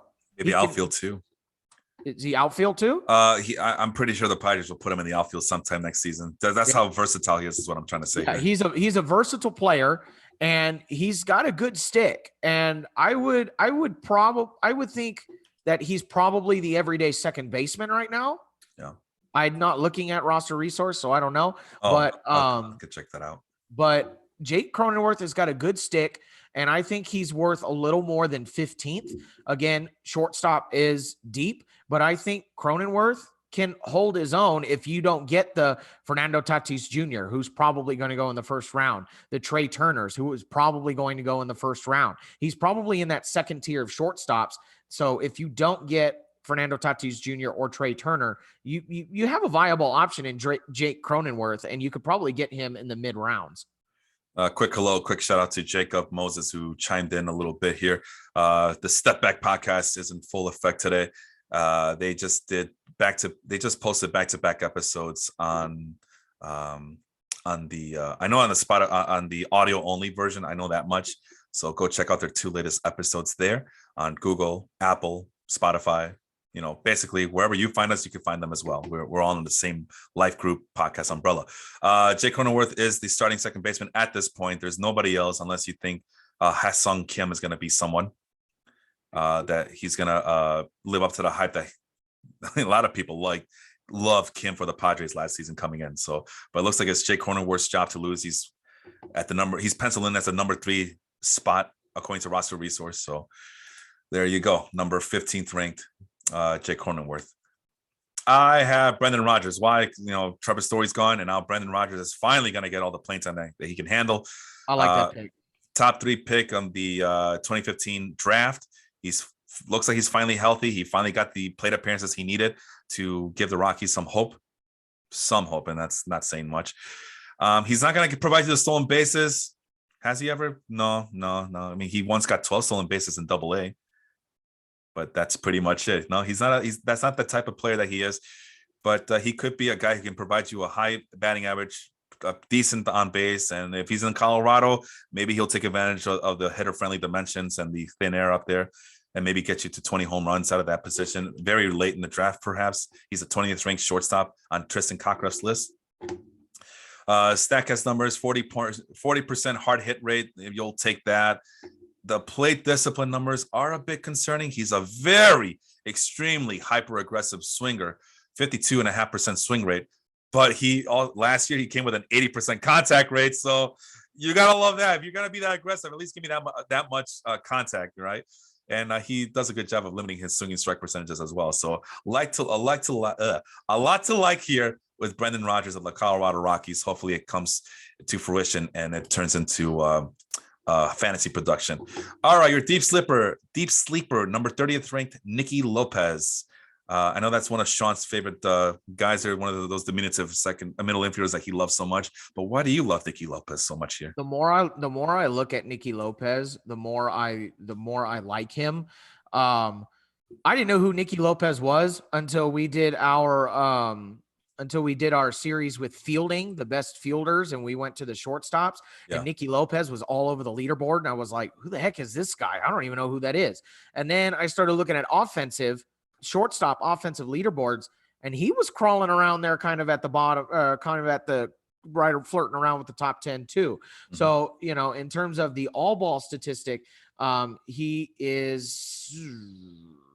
not as high as I thought he was. I don't know where he's at. No! I'm sure Jonathan will give you that number really quick. He's not on my list. Anyway, but when you look at his stats on Fangraphs, he's got a slash line of a 300 average, 365 OBP, a 378 slugging for a 106 weighted runs created plus. He had a 4.4 WAR.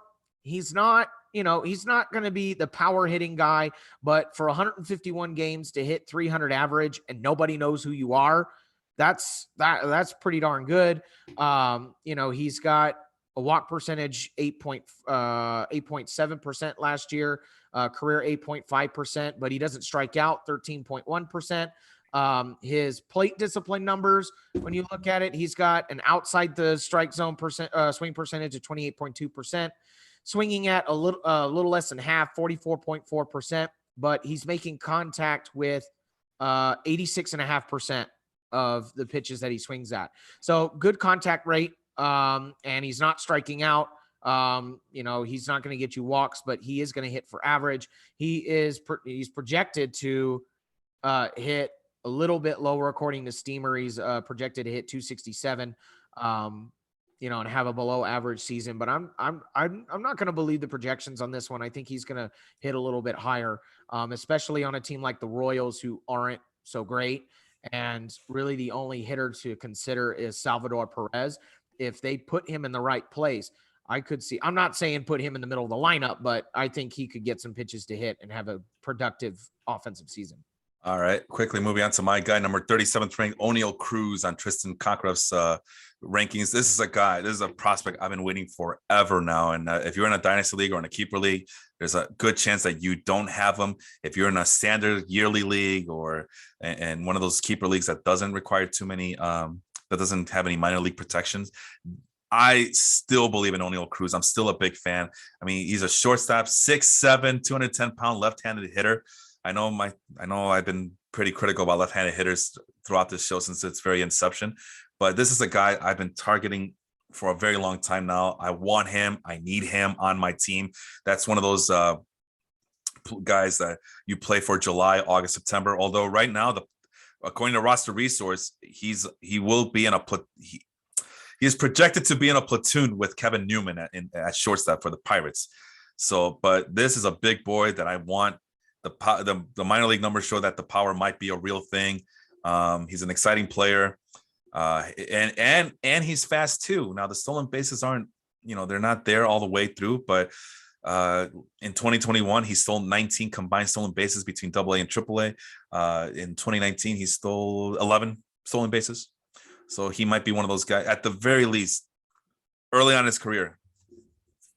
The potential for him to be a 15-15 guy, 15 home runs, 15 stolen bases is there.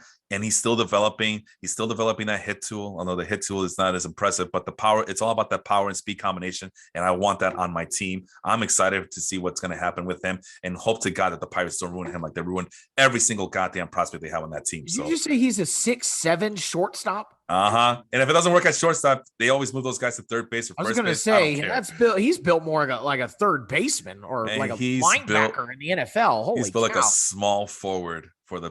Well, I was going to say the Pittsburgh whatevers, but they don't have a basketball team there. But that's just a quick update on Nikki Lopez, and I found him on mine too. Jonathan has Lopez as the 30th ranked player in all ball in all of the league in 2021. In terms of shortstops, he's 7th. Interesting. So, interesting. Nikki Lopez. All right, moving on to third base. We're on the home stretch. Last position we're going to talk about today. We'll look to see when we're going to talk about outfielders on a future episode, because that needs to be discussed as well. But we're going to finish with third base. Austin, your bus is Adalberto Mondesi, and he's a 9th ranked player on Tristan Cockruff's list here. Why do you not like stolen bases, Austin? Is that what it is? What's going on there? It's not stolen bases. It's the fact that he can't stay on the friggin' field. Well, that was just last year, man. Come on. He played 35 games last year. He played 59, or I guess that doesn't count. Yeah. That's the shortened season. He played 102 games in 2018 or 2019. Yeah. The dude has not had a complete season. Until he has a season worth, or that's where we see a lot of him. I'm not going to trust a number 9 ranking. I would not rank him at number 9 without a full season. Shame on me. I'm so used to Adalberto Mondesi just being a top 10 ranked fantasy middle infielder. I didn't realize that he's only played over 100 games one time in his career. But exactly. Every single, starting from 2018 till I guess 2020, he always ends up with a lot of stolen bases. Even in 2020, he's still 24 in a shortened season. So I guess that's where my mind was, because he always gets those stolen bases, and then everybody justifies that pick because, he can get me, even on a shortened season, he can get me a lot of stolen bases. But you're planting your flag firmly on the I am not drafting Adalberto Mondesi argument. Are you? Is that what it is? That's what I'm hearing. No, I'm not drafting him until I can see that he plays a full season. Even then, yeah, he's got stolen bases. That's great. But in the 35 games that he played in 2021, he had a 230 batting average. In 2020, he had a 256 batting average. 2019, he had a 263 batting average, and his OBP is in the 200s. For a stolen base guy, I'm looking for you to get on base. Yeah. That's great that you could steal 43 bases in 2019, but your on base percentage is 291 in 2019, and it went down to 271 in 2021 in 35 games. I'm not drafting him. Not at number 9. What I need to do is, because I that's an argument that we have here all the time. We had it with Mario when he was a regular guest on this show, and Sean, about how we do these stolen bases, right? I'm on the same boat as you are. I do not want to draft a guy just because he can steal a lot of bases. Can he do other things for me besides that? And Mondesi is a guy I never draft because the price is too high, and it would drive me crazy to have a guy like him on my team. The guy who only does stolen bases and that's it. I mean, it's a lot of stolen bases though, but like you mentioned, he can't stay healthy. You have other people though that you could get. We've talked about a few of them. You have other people that you could rack up the stolen bases with cheaper too. That will also provide other offensive statistics. It seems like right now Mondesi, the only thing that he can give you is stolen bases, and that's if he's on the field. Yeah, like I said, I would love to just one time just say, all right, well, put my money where my mouth is and figure out who these on base guys are who can also supply a lot of stolen bases. Because usually Mario put it very eloquently, and I agree 100% with him. I couldn't find the words to do it. But basically, when it comes to these guys who just steal like a lot of bases, you are trading off certain skill sets for that magical stolen base number. So it's hard to find that combination of a highly skilled guy who can get on base with a 330, 340, 350 on base percentage and still steal you a lot of bases, because those guys those skillful guys aren't always the fastest guys and are always on teams that are good that don't allow for a lot of stolen bases. So that's essentially the small ball number that Jonathan made, right? Mm-hmm. So the top 10 for that, the people that are going to give you on base plus a little bit of stolen bases. Top 10, number 1, or let's start at number 10. Number 10, Shohei Ohtani. Number 10, Tommy Edmond. Yep. There he is again. Mm-hmm. Number 8, Trey Turner. Number 7, Jose Ramirez. Number 6, Robbie Grossman. Number 5, Nikki Lopez. There he is again. There he is again. Number 4, Cedric Mullins. Number 3, Starling Marte. Number 2, Whit Merrifield. Yep. And number 1, Miles Straw. Oh, I like Miles Straw a lot. And I also notice a lot of guys on the Royals too.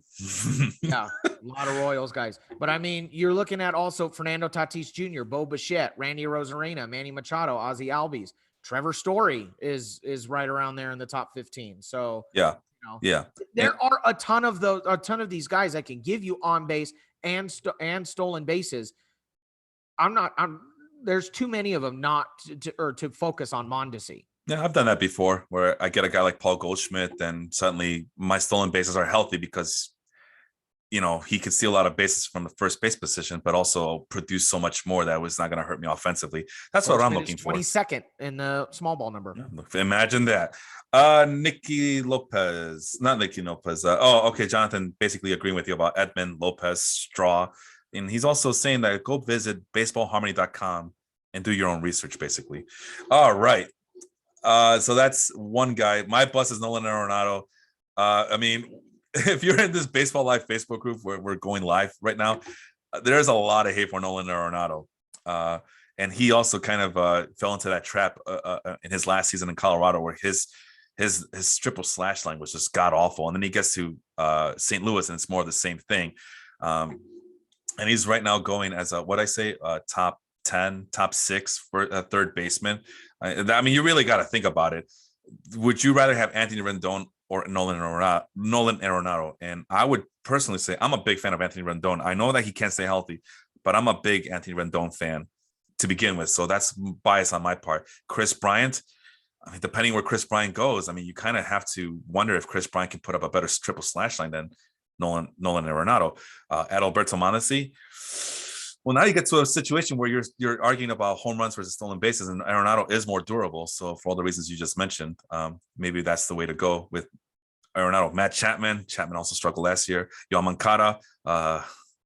Moncada, unforeseen potential being met there. So yeah, so I don't know. I guess Nolan Arenado in that situation is still a more safer pick, but for me, I'd rather not. I don't want to deal with them. I don't like what these numbers mean. I'm in an on-base percentage league, and that 312 on-base percentage, along with the 303 on-base percentage that he did in Colorado, red flags everywhere.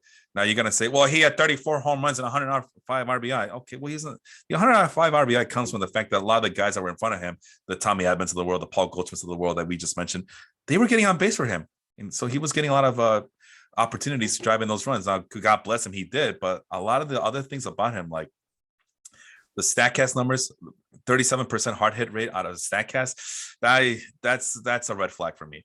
Batted ball, lots of fly balls to get to those 38 home runs. How many did he hit last year? 34 home runs, sorry.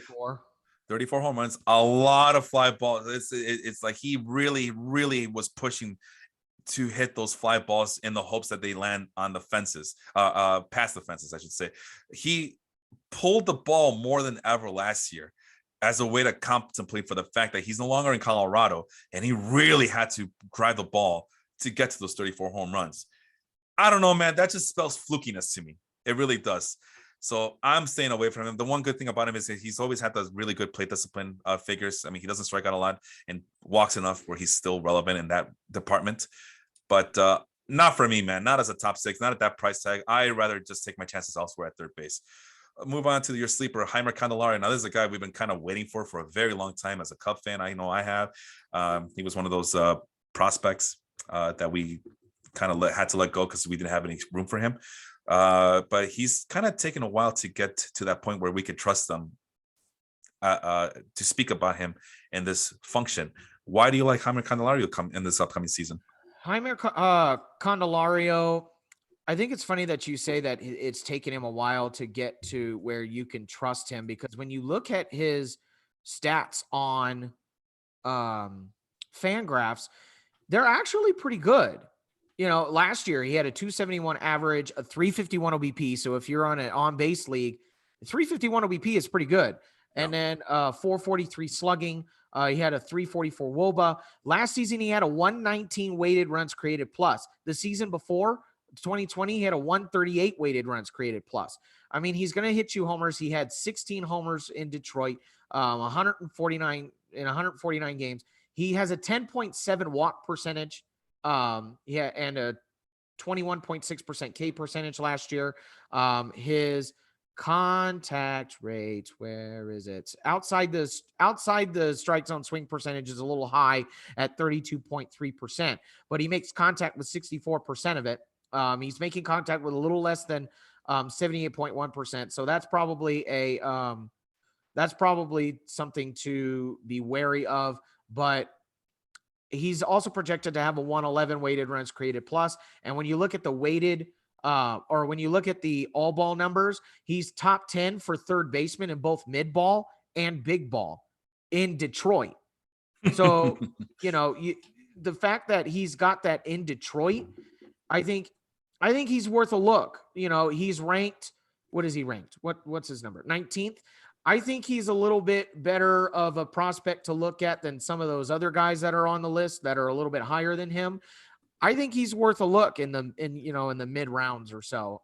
The only thing that you're not going to expect anything from is anything small ball. Don't expect anything stolen bases out of him.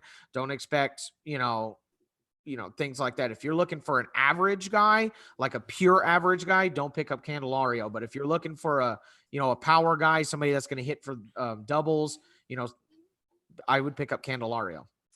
Yeah, and when I say I don't trust the guy, it says that he does lack a lot of power. I mean, in terms of home run power, he only hit 16 last year, and he's been kind of hit or miss in terms of, oh my God. So on my other screen, I'm looking for my guy, and I keep getting the wrong Urias. I picked Luis Urias for my player, and I keep clicking on Julio Urias's name. So no, that's not the Urias I want. I want Luis Urias, who we're going to get to. But yeah, the only other time that he's hit more than double digits home runs was in 2018 when he hit 19 home runs. And now he's age 28. And it's like, can he take it to that next step? I know it's Detroit, but I mean, we're talking mostly traditional 5x5 roto, because that's like the game that everybody plays the most. That's a guy that you're kind of wary about. Now he does come with a pretty decent batting average of he can hit you at 270 or above batting average. But for third base, you're really looking for those guys that can drive the ball past the fences. The one good thing, and this is why I like Javier Bias, and I think Jonathan also mentioned about Javier Bias. What he lacks in home run power, Candelario does. That makes up for it with the 42 doubles. And I think you mentioned that as well, with the medium ball. So I think that's kind of what I foresee with Javier Bias, is that at the very least he'll hit for a lot of doubles. And if you're in a points league, that's going to travel. I'm kind of curious because I'm in a points league. I'm kind of curious to see where Jaime Candelario ranked last year with the low home runs with the high amount of doubles. So let's see. In my points league, let's see. 1, 2, 3, 4, 5, 6, 7, 8, 9, 10, 11, 12, 13. 13th overall. So he's right on that doorstep, Austin. He's right on that doorstep. So, but can he take that next step and, really become a guy that everybody needs to seek out as opposed to someone that you can wait on? That's my only concern. But you seem to be confident that he will be that next man up in terms of that position at third base. So we'll see about that. I'm actually looking for him on my cheat sheet that I did last year. And of course, when I need to find something, I can't find jack shit. So as I mentioned, my guy is Luis Urias. That's a good pick. I like that. Well, I mean, you mentioned Max Muncy qualifying everywhere. Luis Urias also qualifies everywhere. He seems to be a guy that just plays wherever is needed. Although with the kind of the breakout year that he had last year, I'm hoping that those days are gone for him. I really do. But Jesus Christ, I can't find Jaime. I know I ranked him last year, and now it's driving me crazy that I can't find him on my cheat sheet because I'm kind of curious to see where I had him. Did he not qualify at third base then? Is that what it is? Coming into last year? Oh, okay. Yeah. Oh, yeah, he is there. So anyway, he was my Jaime Candelario was my 22nd ranked first baseman. And he's still kind of in that range at third base as well. But where the hell was he at third base? I can't find him. Luis, while you're looking for that, yeah, Luis Urias, in terms of the all ball statistic, is 10th. Nice. All of third base. And that is with Justin Turner at 9th. And, I don't really foresee Justin Turner coming back and having a fantastic season because he is getting up there. I think he's like 37. But, I like the pick with Luis Urias. I think that's a really good pick. I almost picked him, but I wanted to go with Candelario to highlight his middle ball number and the fact that he does hit doubles. I think he will make a little bit of a jump this year. Okay, so I think I know what I did. Last year, I did not rank these players based on how many positions that they qualify. So Jaime Candelario, I guess I saw that his primary position was first base, so I just stuck him at first base. But I did put a little note that he does qualify at third base as well coming into last year, because DJ Mejia only appears at second base, but not at first base and third base. So I think that's what happened. So yeah, Jaime Candelario was my 22nd ranked player coming into the last season, and he's what I say 19th according to Tristan Cockcroft at third base. So yeah, baby steps are being taken there. Anyway, getting back to Luis Urias, and we're really pressing for time. But yeah, he had a breakout season, so to speak, a very quiet breakout year. Hopefully he gets to stay with more playing time. The Brewers don't have anyone else to kind of unless you still believe in Keston Hiura, which that kid, I don't know what the hell's wrong with him. I know Sean has talked about it numerous times about the troubles of Keston Hiura, but man, he's just so damn talented that you kind of have to be wary of him. But right now it's Luis Urias's position to lose at this point, according to the Brewers roster resource. So until proven otherwise, I'm treating Luis Urias as a guy who's going to be starting at third base for the Brewers in this 2022 campaign. Other than that, other things to like about his StatCast numbers, he 39.6% hard hit rate for a middle infielder, because he will qualify a middle infield. You'll take that. 9.2 barrel rate, you'll take that from a middle infielder as well. Let's see, and the plate discipline numbers, which is always interesting to see. Pretty patient guy with lots of contact. So there's a lot to like about Luis Urias, and he's ranked pretty low. You can get him cheap, but number 22nd ranked for Tristan Cockcroft at third base. Let's move on to Brian Anderson, your number 28th ranked third baseman for Tristan Cockcroft's list. He's your deep sleeper. I drafted him in a lot of my leagues last year, and I was kind of disappointed. What's going to be different for him this season? I think the difference for him is going to be that I think the Marlins, they're not going to be relevant, but I think they're irrelevant, but I think they're going to be a little more relevant this year with their young pitching squad and the fact that they've picked up some pretty decent bats for the outfield. This one was tough because once I got down to, it seems like you had a really great class at third base until you didn't. And this was the part where you're like, until you didn't. There's still a kind of a lot of holes, a lot to be disappointed with when it comes to Brian Anderson. He's got a 24.6% K percentage to a 9.8% walk percentage. But he had a 99 weighted runs created plus. So a league average season. If you're looking for just like a league average hitter, somebody to like put, somebody to a backup third baseman, I guess you want to say, late in the rounds, I think Brian Anderson would probably be your best bet. But honestly, this was a pick. I was like, I got to pick somebody, and I don't like any of the people down there. So Brian Anderson was like the lesser of all of the evils, I guess, because I'm not really stoked about Brian Anderson. Well, there's a lot of guys to like. I mean, I just realized that I missed it on Josh Young, who we talked about with the Rangers last week. But yeah, he might be a little bit too raw to trust at this point.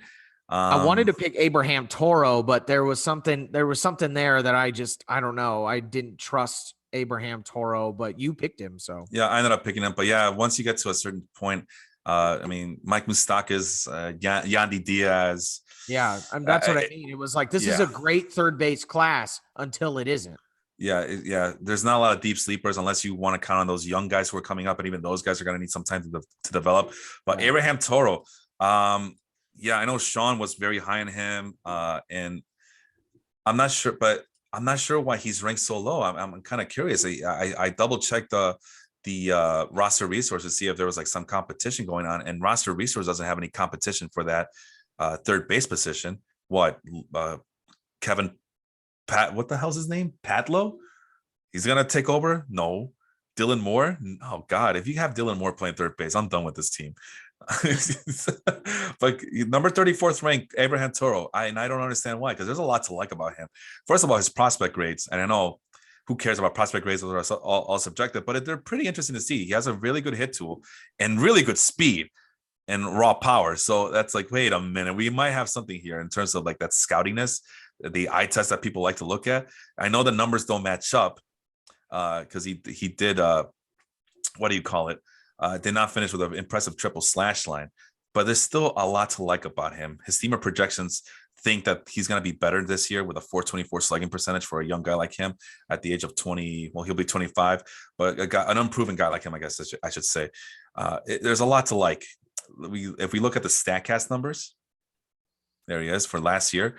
I mean, the exit velocity was low.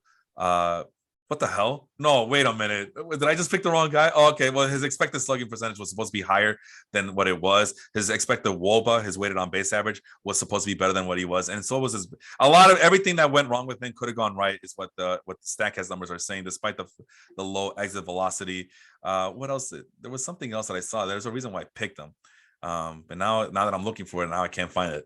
But he likes to spray the ball, I guess, everywhere. Is another thing that, compared to some of the other guys we talked about, he does like to spray the ball all over the field. So that's something good to have with that, especially from a developing hitter like him. And when you look at his plate discipline numbers, I think that might have been the thing I liked the most. He's a guy who can control his strikeouts, does a lot of contact, just needs to hit that ball with more authority. Maybe it's the minor league numbers that I liked. I don't know. There was something peculiar. I know when I was doing like, yeah, that's my guy, Abraham Toro. And now that I'm looking at it, like, wait a minute, this doesn't look right. But the plate discipline numbers, he takes his walks, controls his strikeouts. So that's a plus. I think the arrow is definitely up on him. He has the third base position all to himself, unless the Mariners do something unexpectedly when the lockout is over. But they traded for him. This is the guy that they wanted. So, might as well see what he can do for your team. You don't think they're in on Bryant? Oh boy, and that is a wild card. But just like with Bryant, I mean, he plays all over the place. Let's see. If you bring in Bryant, then what? You that means you want to count on Jake Fraley to be your everyday left fielder? I mean, I don't want Jake Fraley to be my everyday left fielder. Do you want him to be your Jake Fraley to be your everyday left fielder? Is that what you're saying over there? No, that's not what I'm saying. The projections are that Jake Fraley can be a 10-10 guy, but are we really gonna bench Abraham Toro just to make room for Jake Fraley? I don't think so. I don't know, man. It just feels like the Mariners went out of their way to trade away a really good reliever to Houston. Well, yeah, and they made a lot of the Mariners mad by getting rid of Kendall Graveman for Abraham Toro, who, by the way, is now on the White Sox. Who? Kendall Graveman. Oh, yes. Yeah. I thought Abraham Toro got traded too. What the hell? Yeah. Okay, so here's something to like. 2019 AA numbers. Abraham Toro hit 153 WRC plus, and at AAA he was in 2019 179 WRC plus. So the guy has a proven track record in the minors. The counting stats aren't always going to be there for him, but everything else about him says that, I think that's what it was. 393 on base percentage in 2019 in AA, 513 slugging percentage in AA in 2019. And when he was at AAA last season in 2021, and in only 17 games, triple slash of 352, 485, 593. So I think that's what I saw, was that, hey, this guy has proven to be a pretty good hitter at the minor leagues.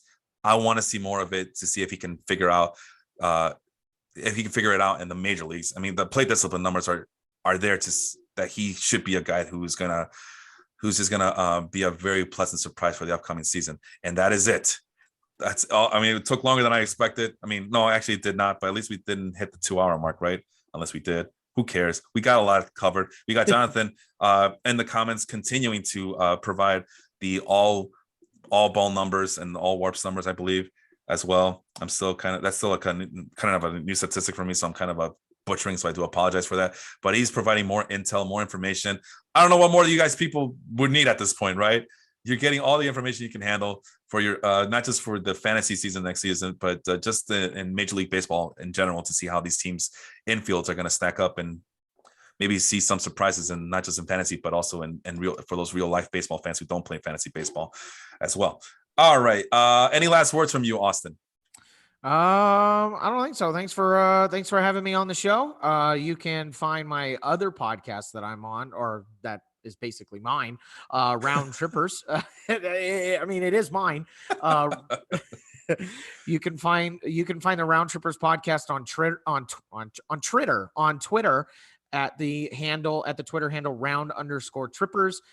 You can find me in the Baseball Life podcast. You can email me at roundtripperspodcast@gmail.com if you want to leave some feedback. You can, the other thing that I want to say is tune in tonight at 8 p.m. Eastern. We're breaking down our greatest winter holiday movie, Christmas movie, whatever you want to call it, bracket of all time. Yeah. We're breaking it down to the final four tonight. So it'll come down to the 4 best movies in our tournament. So don't miss that. It is going to be with me, Vince, and Jake, Vince from Dong City, and Jake Schwartz, who is part of our Pop Culture Life group and a lot of our life groups.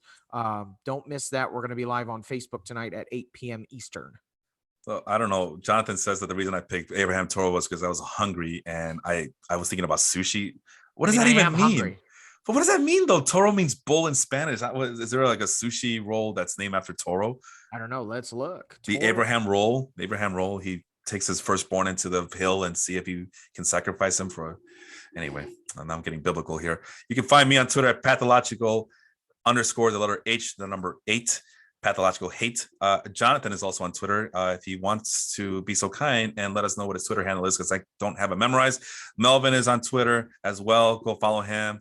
I forgot his Twitter handle as well, but I'm pretty sure if he's listening, he can post it and you guys can follow him there. Be sure to subscribe not just to our podcast, which is the Total Basis podcast, underneath the Life Group podcast umbrella, on Spotify, Apple, YouTube. We're everywhere. Also, make sure to follow Austin's podcast on Round Trippers. I'm sorry, did you mention when your next podcast is going to be on Round Trippers? Probably sometime next week. Next week? All right. Or no, I take that back. It'll be in a couple weeks. Oh, okay. So you're on vacation. You're on hiatus. Yeah, I'll be going on vacation in a few days, and then we'll be back probably after the Christmas holiday. Awesome. Good to see. I'll be looking out for that. And again, make sure you follow us on Twitter. Make sure you follow us on YouTube, Apple, Stitcher, all those other podcast platforms. For Felipe, that's Austin over there. Have a good one, everybody. See you later. See you later, everybody.